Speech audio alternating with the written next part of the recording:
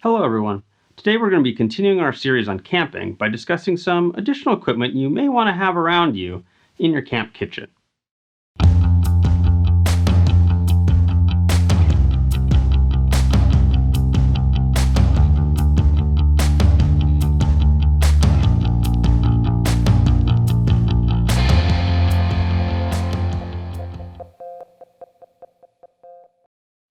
Hi there all, and welcome to our next installment in our family camping series, where we've been talking about the gear and skills you're going to need in order to camp safely and enjoyably as a family, and even away from your vehicle and out in the wilderness. So today we're going to be talking a bit about camp kitchen equipment to round out some of the other gear discussions we've already had. In our 12 tips for winter and cold weather camping video, we covered the trade-offs between different kinds of tents, sleeping bags, and sleeping pads, and we got into clothing layers and boots. In the video 5 low-cost and low-weight items for winter camping, we talked about a few of the cheap and light odds and ends that we bring with us to help avoid some of those problems that can pop up when you're camping out in the winter. In Don't Pack Your Fears, we covered a few repair kit items that we've swapped out of our packs, along with the gear that we chose to replace those items with. More recently, we did a full review of our favorite family camping tent, and frankly a tent that's good for a lot of other uses as well. The Hyperlite Mountain Gear Ultimate 4. And finally, we just released a video about how our family approaches camp cooking when we aren't car camping, so we need to consider weight, but also we aren't through hiking, so we want to still have nutritious family meals and have real food while we're in camp. You can follow the link up top to go to our camping playlist to catch up on these and other videos about our family camping adventures. If you're caught up already, or if you just want to dive in at this point, we're going to be detailing a few more pieces of gear that we've been really happy with and which we bring along with us whenever camping, as opposed to traveling, is the goal. The first gear item we want to talk about is the GSI Outdoors Escape HS 2-liter pot. It weighs 18.4 ounces, which is a bit heavy, so we only take it along when we're doing real cooking, not just rehydrating foods.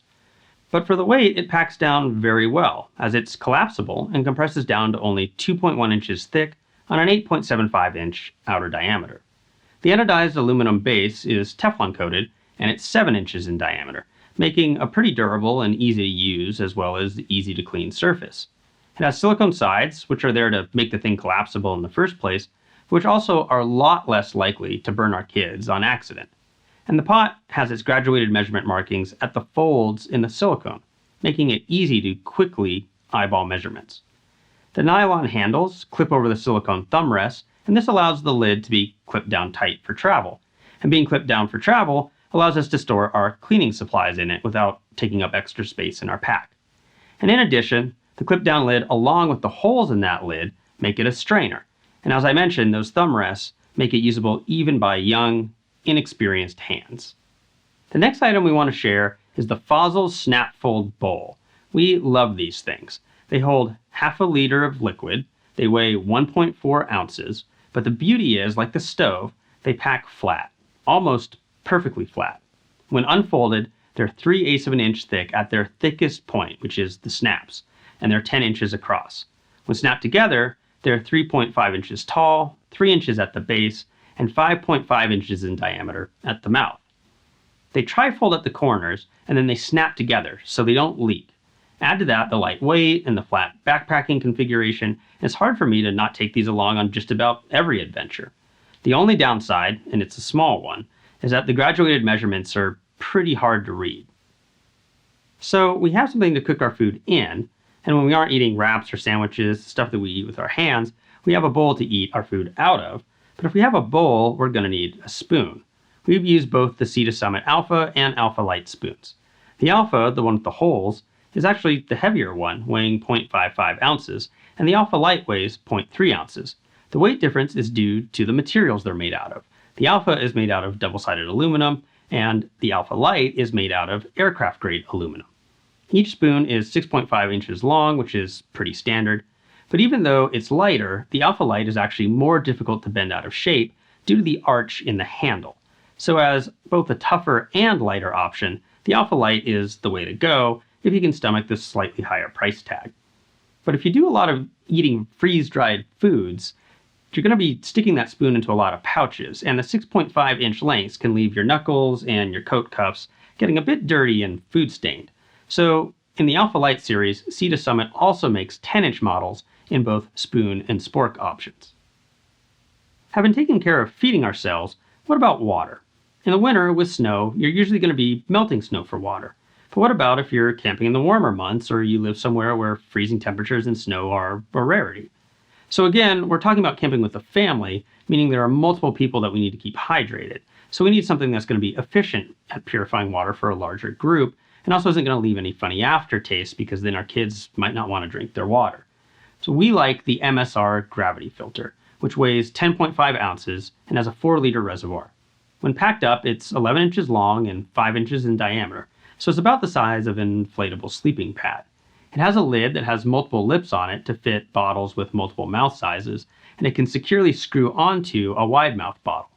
Because of that screw-on option, and because gravity is doing the work of the filtration, you can walk away from this for a while it does its thing, which is nice when you have kids around camp that you have to keep an eye on.